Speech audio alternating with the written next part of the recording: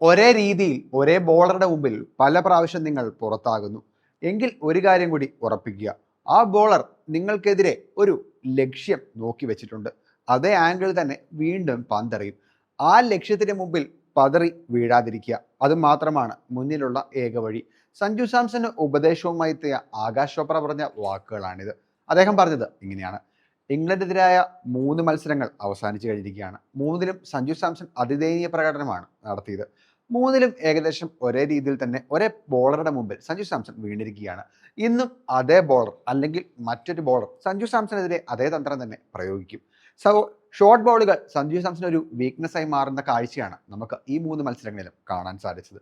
എന്തായാലും സഞ്ജു സാംസൺ 4ാം മത്സരത്തിൽ അതിനെ അതിജീവിക്കുന്നത് കാണാൻ ഞാൻ കാത്തിരിക്കുകയാണ്. അവരൊരു മികച്ച ബാറ്ററാണ്. അവനെ സംബന്ധിച്ച് തിരിച്ചുവരവുകൾ അവന് എപ്പോഴും പറ്റുന്ന ഒരു കാര്യമാണ്. അതിനവന് സാധിക്കട്ടെ എന്ന് മാത്രമാണ് ഞാൻ ആഗ്രഹിക്കുന്നത്. ജോഫ്ര ആർച്ചറെ അവൻ നേരിടുന്നത് കാണാൻ ഞാൻ കാത്തിരിക്കുകയാണ്. ഇതാണ് ആകാശ് ചോപ്ര പറഞ്ഞിട്ടുള്ളത്.